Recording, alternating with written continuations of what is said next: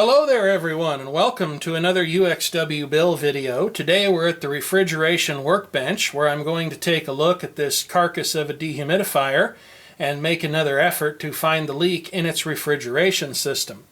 Those of you who have been here for a while probably remember the video I made previously about this. It was around 3 years ago relative to the time of this video's being uploaded. I'll go ahead and link that down in the video description, and I do recommend that you go ahead and watch it, or at least skim over it. But if you don't want to, suffice it to say that with the materials and equipment I had available at the time, I was unsuccessful in locating the leak within this unit's refrigeration system. The comments on that video are also worth a read, as there were several people who made some very astute observations and had some good theories about what might have been going on here and why I might not have been able to find a leak. Basically everything from I didn't have enough pressure in the system for the leak detector that I was using at the time, all the way up to the possibility of porous copper that allowed the refrigerant to leak out and maybe through means of corrosion ultimately resealed the leak. I certainly don't know. What I have now, all these years later, is some better equipment, some nitrogen gas to bring up the pressure higher, and also some trace refrigerant gas that we can use. Now, for those of you who are just starting out in this trade, some of the things that you'll see done in this video are unconventional things that you should definitely never do to a refrigeration system that you care about or that has the potential to actually be repaired. This is not going to be repaired. It will ultimately be scrapped out. Now, since that last video was made, I also made a few changes to this refrigeration circuit. I actually went ahead and brazed in service fittings. We have one here on the suction or low pressure side. We also have one here on the high pressure side. Typically, when you're working on these self-contained, critically charged refrigeration systems, if they aren't a throwaway upon failure situation, oftentimes you only put in a service fitting on the low side. But I had enough to put in both, so that's what I went ahead and did. I had some reasoning for doing that, not the least of which is that I discovered while brazing on this copper is just paper thin. It's ridiculous how thin and flimsy this is, and I'm sure that contributed to this thing's demise. There were two little holes where I used bullet piercing valves in the previous video to gain access to this thing's refrigerant circuit, so I could see if there was still any positive pressure within. One of them I patched very easily. I think it was over here. The other one actually ended up burning through the copper. Wow. Talk about unscripted video there, folks. I burned through this copper just like it wasn't even there. That's not very pretty, so I don't know why I'm drawing attention to it. I certainly don't want you to look at it that closely and ridicule my brazing job, although it was much nicer where I did so elsewhere in the system. So one of the first things that we're going to do, this thing is basically completely void of gas right now. I'm going to pump it up with nitrogen and do a very simple pressure decay test. This is a timed test. I'll be using this Testo 550 digital manifold, which contains a built-in version of the timer and that test. And we'll just see over the course of a couple hours how much, if at all, the nitrogen pressure changes in this system. So we'll start by going ahead and getting our hoses hooked up here. Hook up the low side first. I will go ahead and turn this on just to make sure that the system is empty, although I'm very confident that the only thing that's in there now, if there's anything at all, is just traces of the atmosphere. It's definitely as empty can be. So we'll get our red high pressure hose here. I want to apologize for the backlit conditions. I did try to ameliorate that problem a little bit by putting some paper on the window. I also have the camera's backlight compensation turned on, but it appears the only option for that is automatic compensation, so I guess we just have to trust it to do the right thing. I also have fingers that are way too big to really get in here on this little stub and get that tightened down. Of course, again, I don't want to get too rambunctious with it because, yeah, like I said, this copper is just very fragile. And I would not be at all surprised to learn that's what contributed to the demise of this dehumidifier. There was also some supposition that maybe the compressor motor did in fact get hot enough to temporarily open up a hole in the system. I'm skeptical of that notion, but I would also rule nothing out. I certainly won't claim to be a super tech or someone who's seen everything, because this is not a field that I actually ended up working in regularly. It was something that I thought that I would get back in, that I would get into when I was between jobs, but as it happens, I'm actually back in the IT racket. Of course, now I've got to get this one to thread on, and it's giving me a difficult time doing that. So we'll block the frame here. This particular container of nitrogen is just about empty, but I think it'll probably still have enough to let us bring it up to a decent pressure level. Let's see here. It looks like we could still get at least 250 psi on there. I don't know what the test pressure on this system is. I don't really care. If we blow it open, then we'll definitely know where the leak is. If you do anything like this, of course, you should not do the things that UXWBill is himself doing, because remember, he's a professional bad example, or an unprofessional bad example, operating on a closed course, and this is not a how-to video. So we've got something here that didn't quite manage to, no, that didn't quite go on there properly. These are all at awkward angles. Yeah, I think we're sealed up now, so let's try it again.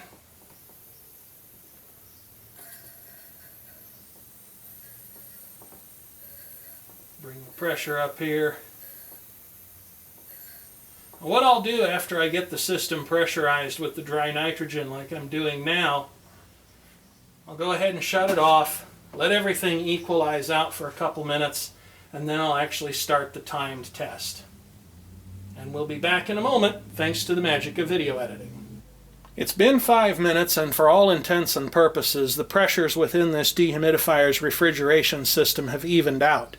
Now, with a larger system, you might want to actually wait longer than that, but for a small system like this, 5 minutes should certainly have been more than enough time for everything to equalize out, at least as much as it's going to. The pressures are not quite perfectly equal between the high and low sides, but they are more than close enough. Since we believe that this system almost certainly has a very slow leak in it somewhere, we also don't want to wait too long and end up losing our pressure to that. So now we're ready to go ahead and switch this thing in to its timed pressure test mode. There's the clock display, there's the pressure reading, and I'll press this button to start it running. Time will be kept over here. The pressure differential or delta factor will be shown over on this display. And I'm just going to go ahead and let this sit for, probably the next 2 hours or so. And then, thanks to the magic of video editing, we will come right back and check it to see how it looks. After I've done that, we will start our next test. It's been just a shade over 2 hours, and before I get into what has transpired, I would like to take a moment and apologize in case we end up hearing the neighbor's moronic dog start barking, which it does at pretty much the slightest provocation. In the time that has passed, we have actually gained a little bit of pressure, which is not totally surprising. Nitrogen is typically used in air conditioning system service because it's an inert gas. Doesn't really react with anything, and although its pressure does change slightly over temperature, it does not do so as dramatically as a refrigerant does. That's the point of a refrigerant. The pressure changes quite dramatically over a range of temperatures and allows us to transfer heat away from one place and deposit it in another by simply moving it through a refrigeration system and moving air or water or something else over a set of cooling coils or condensing coils as is appropriate. So as we've gained a little bit of pressure here, obviously our leak, if there is one, and I strongly believe that there is much slower than we are going to be able to capture in 2 hours worth of time. So I'll go ahead and stop the clock. I do strongly believe that there is a leak because prior to making this video I put a known quantity of nitrogen on this system and I let it sit for about a week or so. It gradually dropped, and by the end of a month it had dropped quite dramatically. So I do believe that there is a chance we might find this leak. Even if it doesn't happen in this video, which I'll get into in a little bit more detail later on, I do believe that perhaps with yet another set of tools that we might be able to flush it out of hiding. Again, more on that in just a moment. Let's go ahead and see if I remember how to zoom out here, and since we're done with our nitrogen, we can just go ahead and ventilate it.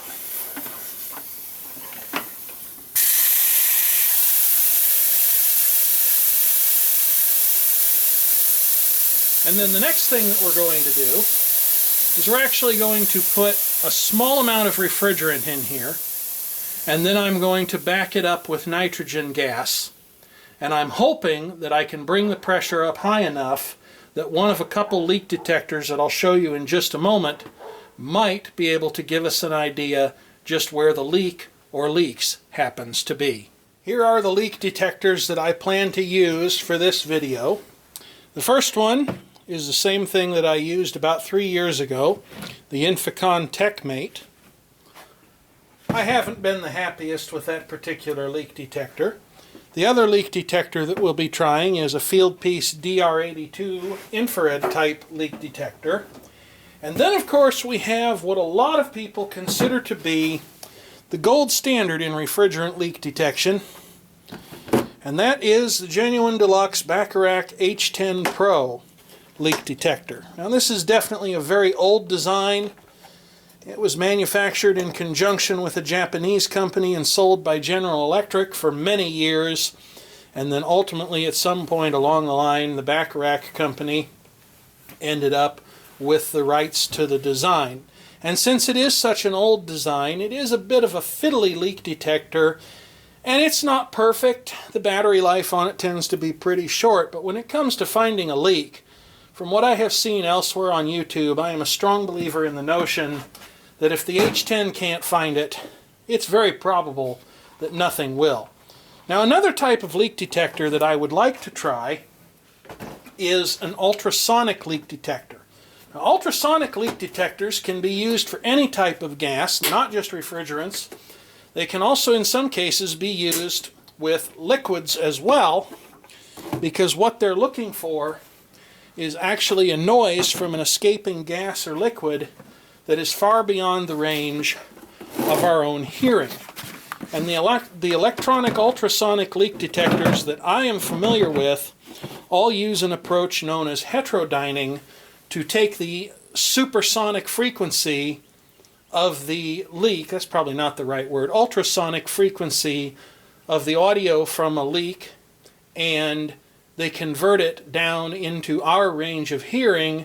And then when you listen with a pair of headphones, some also have a visual indication of a leak as well, you can hear the noise that they make. And I have heard that those are very, very good for locating extremely small leaks in systems, maybe beyond even what the best of any of these leak detectors can manage. Now such a leak detector, for example, one brand would be the AccuTrack brand.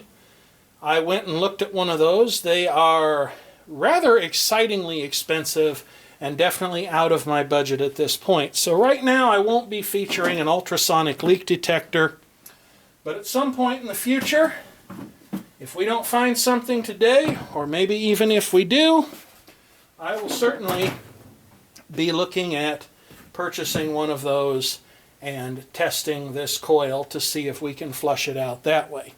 So the way this is going to work, I have a recovery cylinder here that's got some R134A in it out of various self-contained systems that I scrapped over time. And it does not matter what kind of refrigerant we're going to put in this, because again, this system is never going to run again. And all we simply need is something that will cause the leak detector to go off.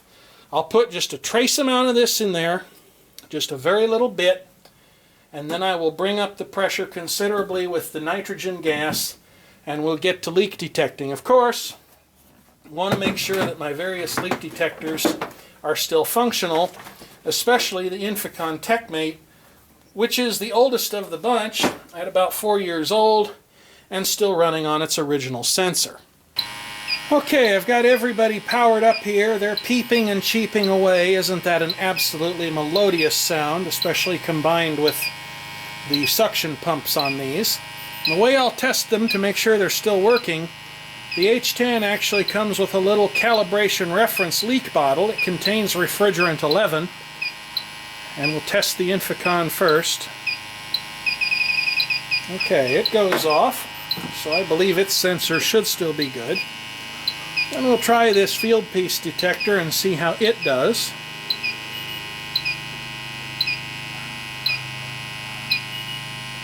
Some people have had very mixed results with this detector.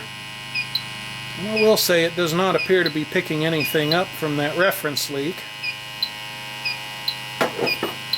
And now we'll try the H10 itself on its own leak.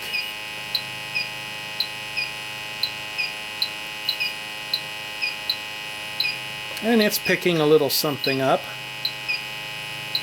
It is rather cool outside today, and refrigerant 11 is a very low pressure refrigerant, so that's probably why we're not picking up a whole lot. But now with all the leak detectors warmed up and working, we'll just take them through the coil after I pressurize it with nitrogen gas and a little bit of refrigerant, and we'll see where things end up. Here's leak detector number 1, our first run with the Inficon Tek Mate. I've gone ahead and brought the pressure in the system up to around 300 psi. So I would think if there's a leak going on, we will find it.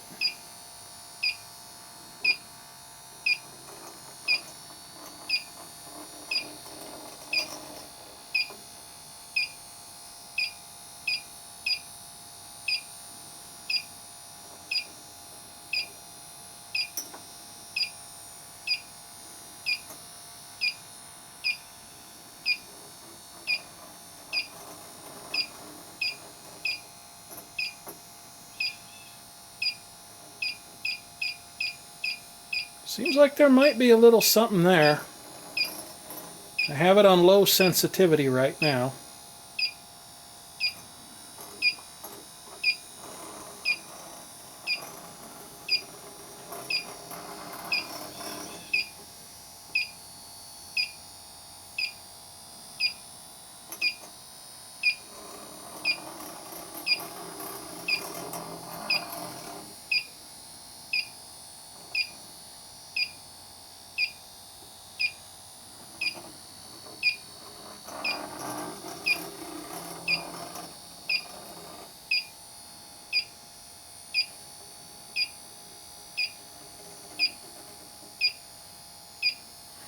Let's check our loops here on the end.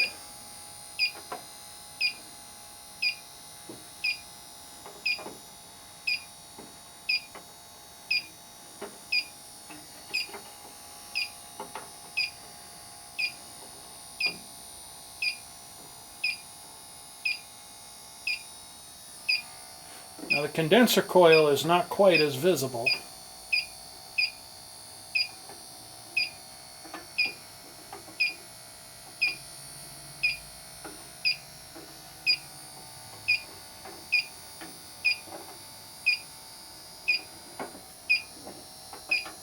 Some people might say that doing this, especially on a device that's basically made to be thrown away when it quits working, especially as it wouldn't be worth repairing, is a pointless thing to do. To which I say maybe so, but I derive a certain enjoyment from doing pointless things, and it's also probably better than most of what's on TV right now. And if you don't think so, well, why are you watching this?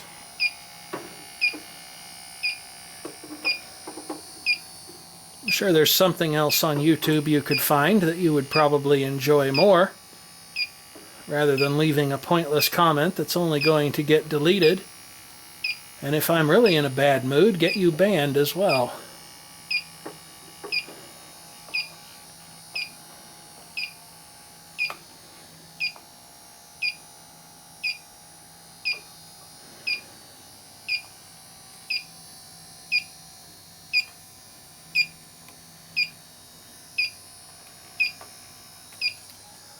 Switch over to high sensitivity and check the evaporator coil again.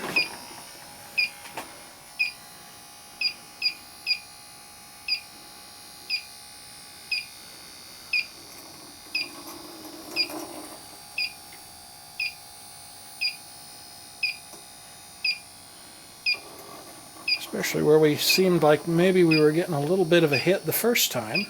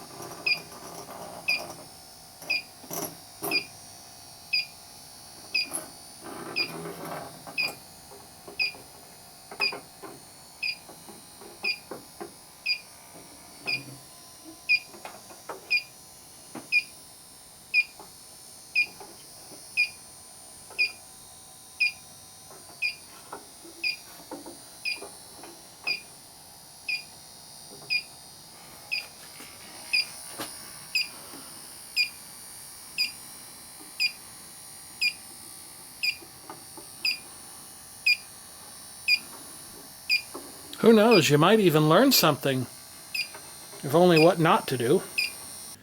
Here's a run with the Fieldpiece DR82. This is on high sensitivity.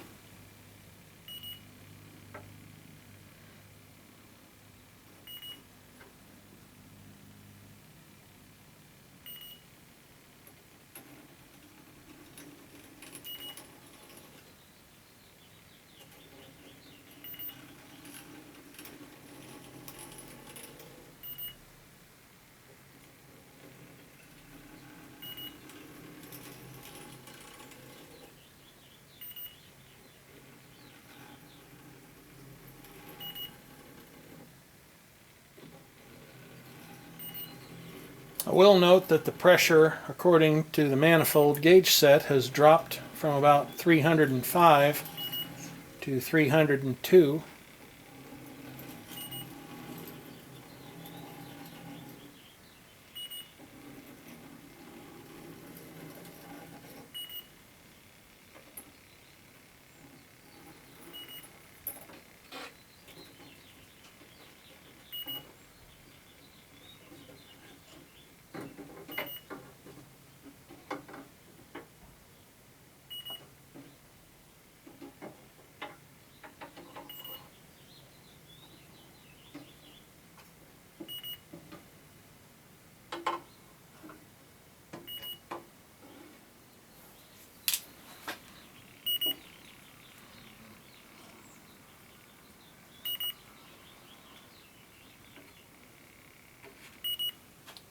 Let's try turbo sensitivity, see what that does.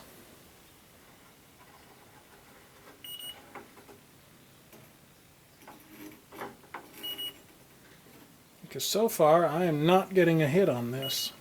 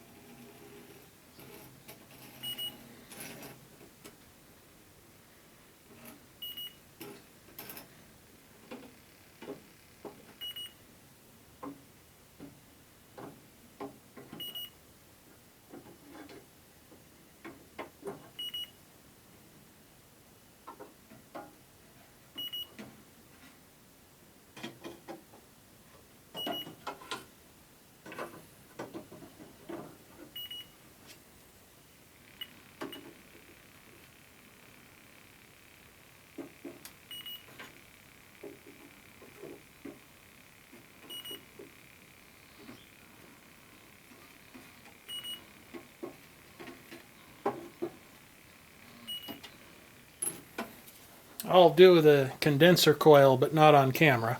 And finally, it's time to see if the H10 can maybe flush something out that the other two leak detectors could not.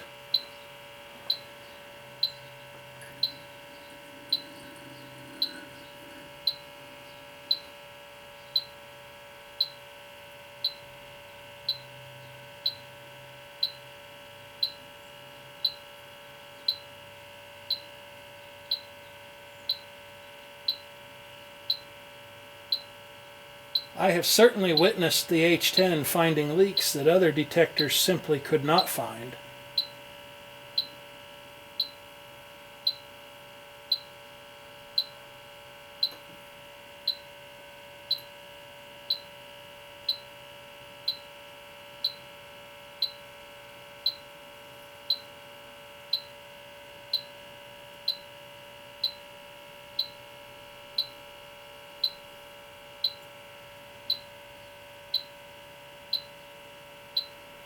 So I'm about to run out of memory with the camcorder, so I better be getting this finished up.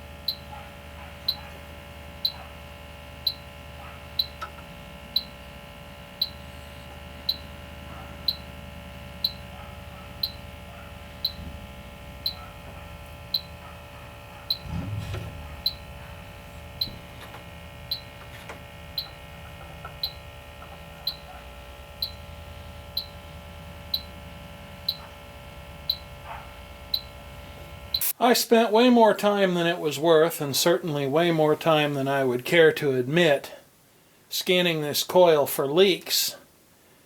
After I brought the pressure up just about as high as I could possibly take it, to around 350 psi or so, which shouldn't be too much. I mean, our 410A could certainly hit that pressure fairly easily when it's operating in a warmer area, and certainly on the condenser coil side of things.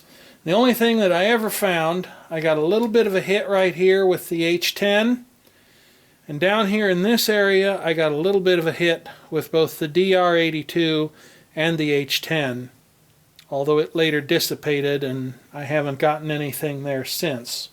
So I'm not quite sure what to make of that, if that's just indicative of a very slow leak in that area. When I've gone back up here and checked again, I have continued to get a bit of a hit up here. So I think, if anything, there's definitely some sort of a leak up here, and probably some kind of a leak down here. There may even be other leaks as well, for all I know. And I'm not sure how much more experimentation it's really worth doing with this. Probably little to none. At this point, I'm just really satisfying my own curiosity. But now I can go ahead and just take the pressure off of this thing.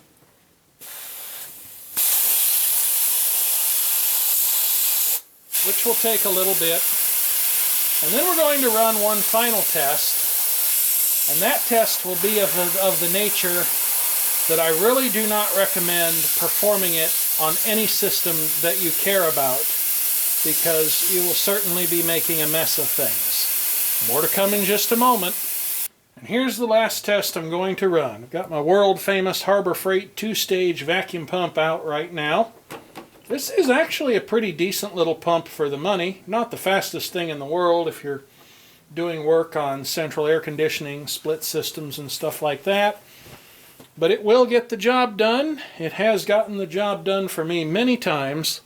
Now what I am about to do here is something that you absolutely should not do on any kind of a system where there's any chance of it's ever being repaired. Because if you run a vacuum pump on a system that's got a leak, especially a substantial leak of any kind, what you'll end up doing is sucking a bunch of garbage into the system that might be very difficult to get out later. You basically end up pulling moisture, atmosphere, all those sorts of things in there. But again, as previously noted, I don't care in the slightest about this system. I'm just curious how deep of a vacuum we might be able to pull, so I've got this micron gauge hooked up. Not really sure that this works 100% correctly. The display definitely has some oddities. I have a much older version of this vacuum gauge which actually works great, but I've got everything hooked up, so the first thing I'm going to do is warn all of you who are listening on headphones that I'm about to turn the vacuum pump on, and you may in fact want to turn your volume control down. Also going to put my finger on top of the disc that's here in the vent valve on the vacuum pump so that it doesn't hit the ceiling and end up flying off into outer space somewhere never to be seen again, since the little cap for this wandered off quite a long time ago. You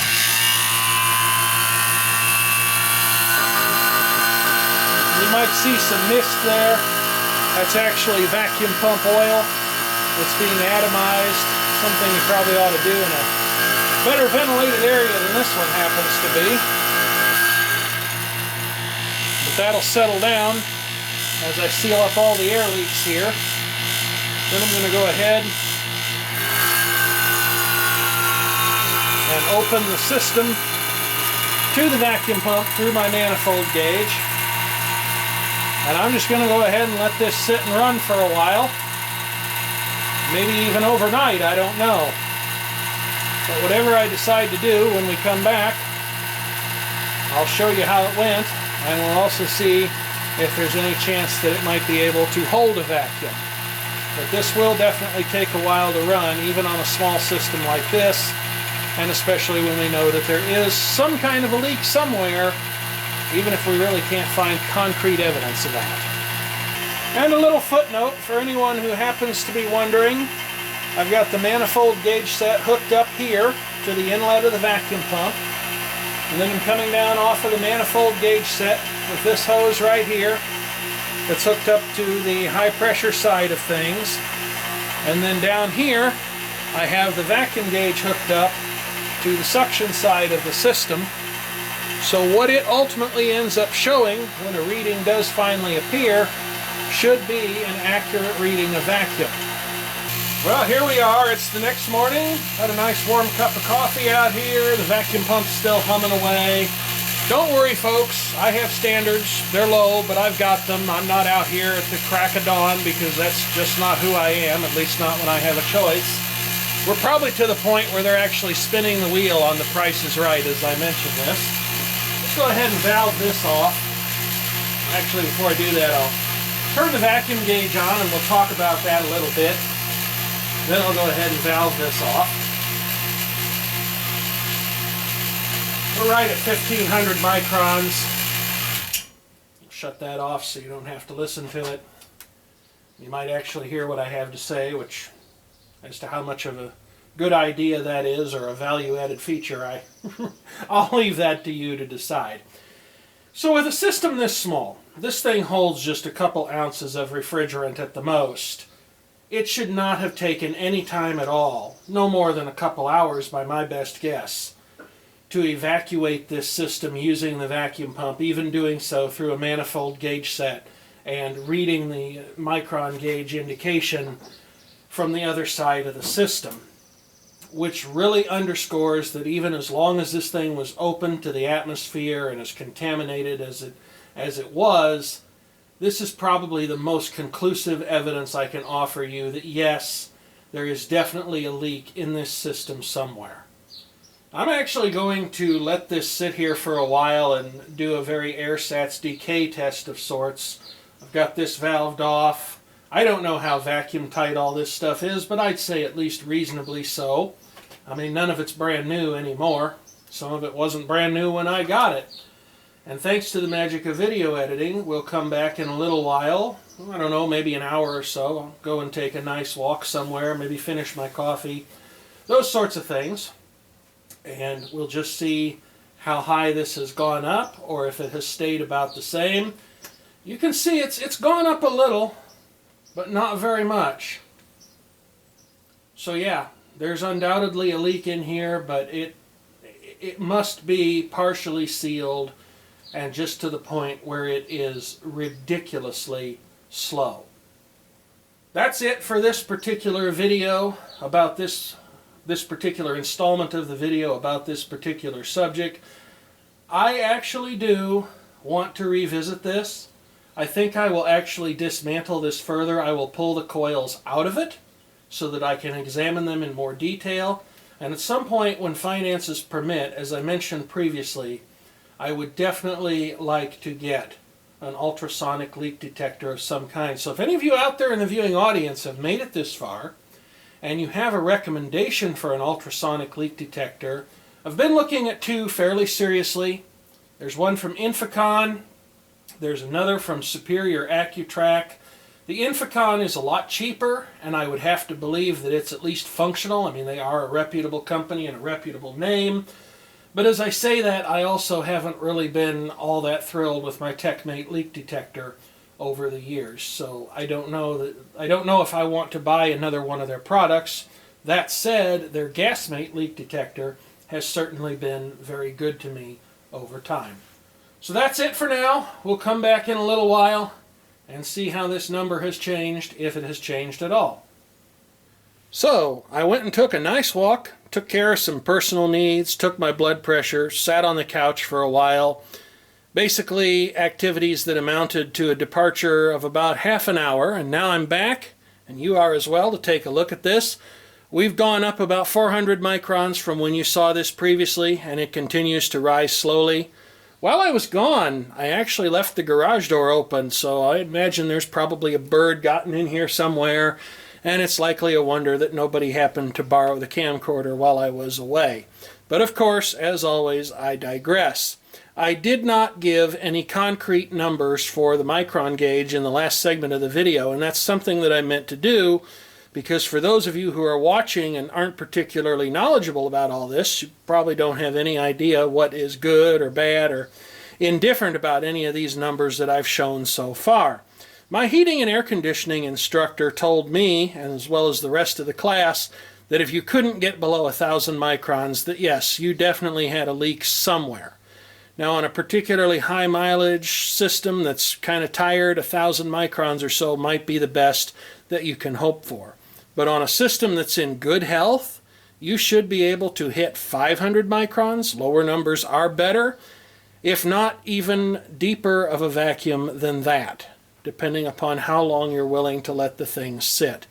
So yes, this has by far and away been the most conclusive proof that so far that yes, we have a leak.